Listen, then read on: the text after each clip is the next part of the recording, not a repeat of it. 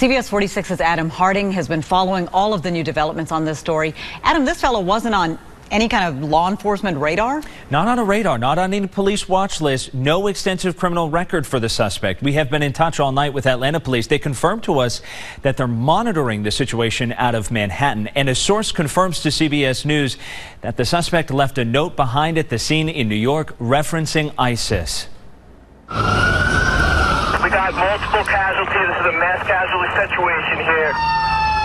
Witnesses capturing a glimpse of the suspect running in front of traffic carrying what police are calling a paintball gun, following the deadliest terror attack in New York since 9/11. And I see two gentlemen laying right there in the bike lane with tire marks across their body, and you could tell that they're not here no more. 8 killed Tuesday, a dozen more injured after police say they were run down by this rented Home Depot truck along a bike path in Manhattan's Lower West Side. It happened out of nowhere. I was walking down the street. It was a normal day, and just out of nowhere, I see people running and screaming. The dead and injured were just going about their days, heading home from work or from school or enjoying the afternoon sun on bicycles. This is a tragedy of the greatest magnitude.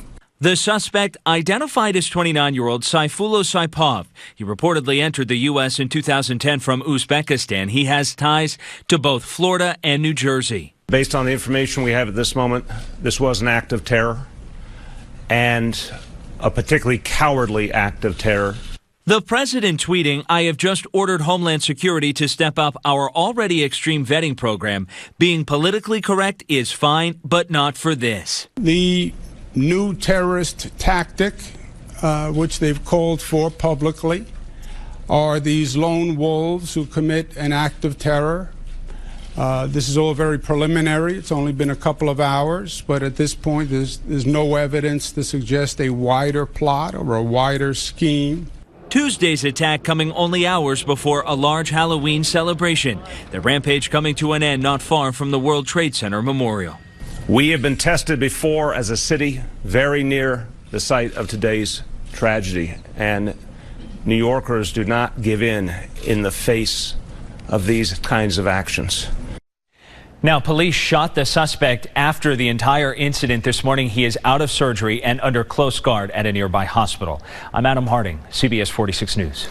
Adam, real quickly, he had been in trouble with the law before, right? He wasn't on any kind of watch list? Not on a watch list, and we have done our best to look into this suspect's criminal past. We really can't find much short of a traffic arrest out of Missouri, which leaves us to a number of questions that are still unanswered this morning. Chief among them is, how was this man radicalized, according to police? How is he not on some kind of watch list? How did he kind of fall under the radar? We do know this morning from our contacts down on the ground that because he is alive, police are able to talk to him. And of course, that will be key in their investigation. A lot more to learn, absolutely. Yeah. We want to go live now to New York City. Reporter Kristen Holmes has the latest on the investigation. Kristen, good morning to you. And one of the questions that we have is, we haven't really been able to find much of a criminal past for the suspect. So were there any warning signs for police here?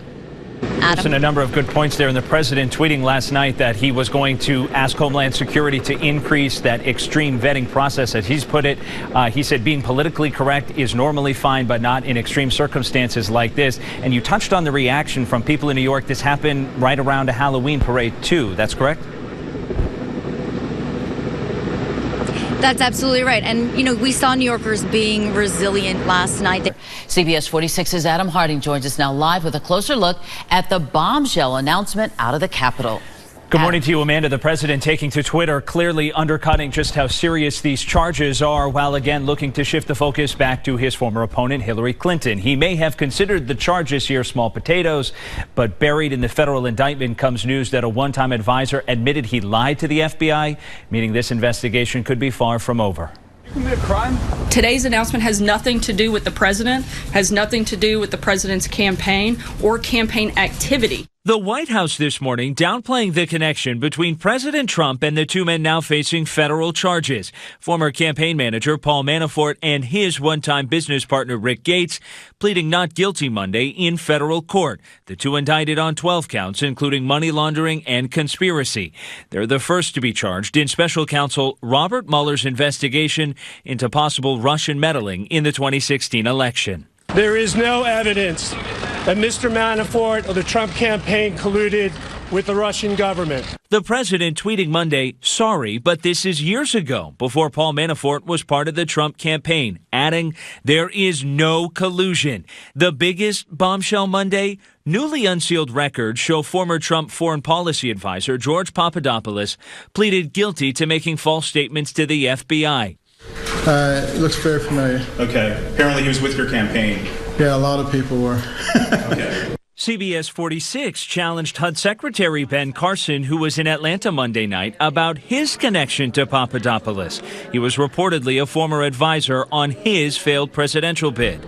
Is there any disappointment on your part? Well, of course you're disappointed anytime that anybody is doing anything that perhaps isn't completely above board. But, you know, I really didn't have a lot of contact with that individual. Back at the Capitol, lawmakers from both sides are warning the president against ending the Mueller investigation or issuing any pardons as we learn more charges could be filed. The president is not interfering with Special Counsel Mueller's position. He's not firing the special counsel. He said that before. I'm not concerned about where this goes. Obviously, I think one thing this does establish is special counsel's moving expeditiously, and that's, I think, good for the country and good for the president. So back to that key figure, George Papadopoulos, and all of this. He cut a plea deal with the feds. Analysts say it could be the clearest connection yet between the Trump campaign and meddling efforts from Russia. The White House this morning, though, insisting that he was simply a volunteer and this Russia investigation is winding down. I'm Adam Harding, CBS 46 News. CBS 46's Adam Harding joining us live south of Savannah in Brunswick. Adam, what are you seeing tonight?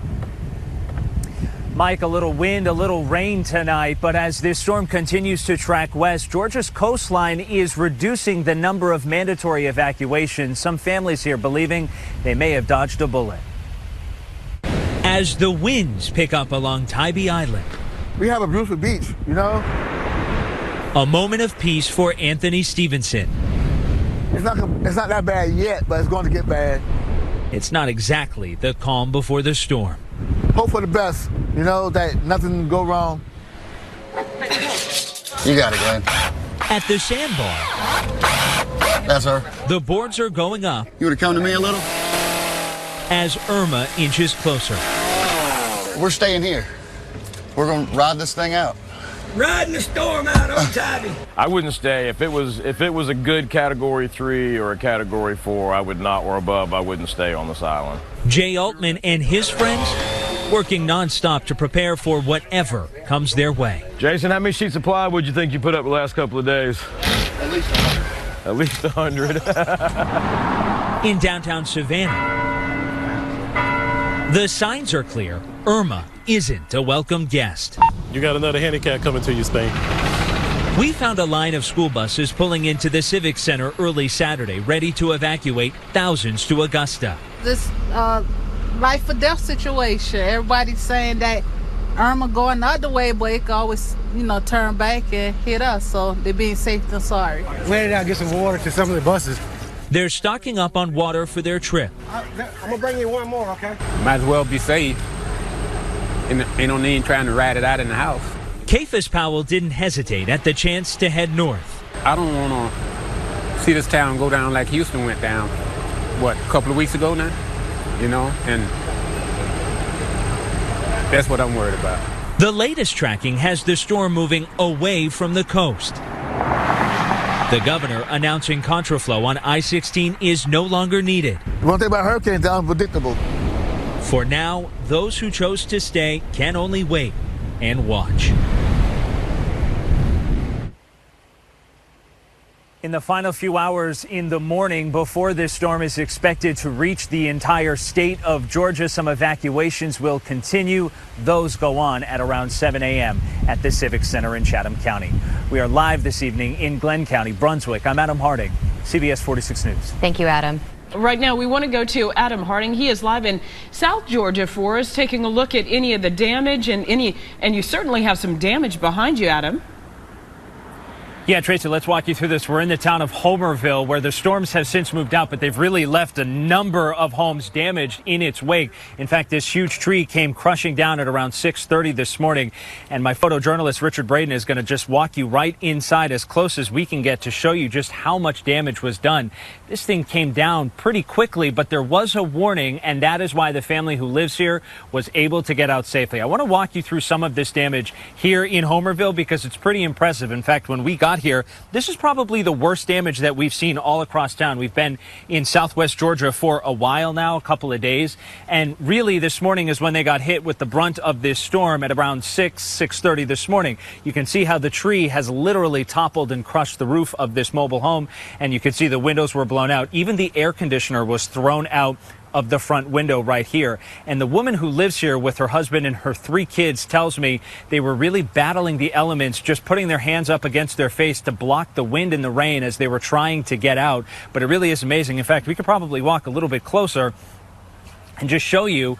I mean, talk about lucky. They crawled out of the window just so they could escape this fallen tree. They got the warning at around 6 this morning that the winds were picking up and the rains were picking up. They got the heads up that this storm was moving through, and at around 6:30, so maybe 20-30 minutes after they got that warning, that is when the tree came crashing down. And we just met the neighbor who the family says literally saved their lives.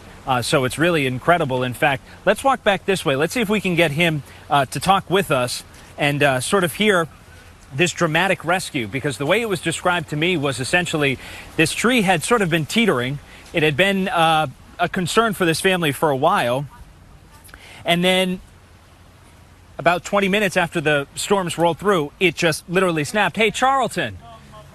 He's right over here talking with the homeowner off in the distance. Hey, Charlton, can you come here for a second? Let's talk with him real quick. I'm gonna take the microphone off of me so I can talk with Charlton.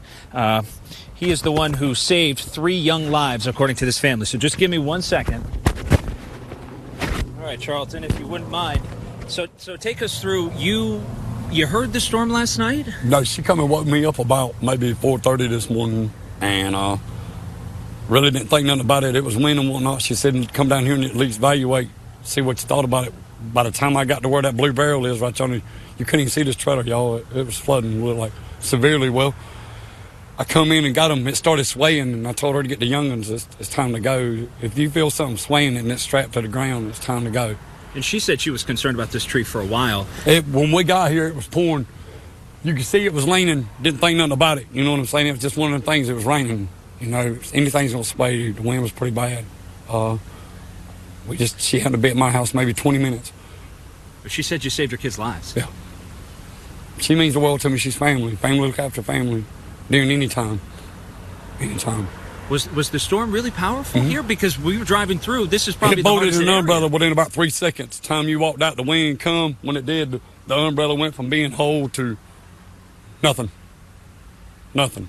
Did you think Irma would hit this part of town? I've done changed clothes 3 times. 3 times. It was pretty severe. That whole yard, you couldn't even see the dirt. Did you think at all about evacuating before? They didn't say nothing about evacuating. We ain't hearing no sirens. This ain't Lakeland. They don't have none of that over here, I don't think. It's just an incredible story, and thankfully you helped get these 3 kids out of that home. She was saying they were right on the other side of where that tree fell through, so who knows what could have happened. I was standing there waiting. So I was the last one standing there before this tree come through. We appreciate your time, Charlton. So thank you so much. We appreciate that. Thank you very much. So Sharon and Tracy, that's just some of the stories that we're hearing. It's quite dramatic when you hear about it that way. The storms have really moved out of the area where we are in Clinch County. Clearly, the cleanup, though, is really just beginning. And this storm hit maybe 20-30 minutes. That is it. And you heard right there, not everybody here evacuated. Some young children lucky to be alive. Back to you.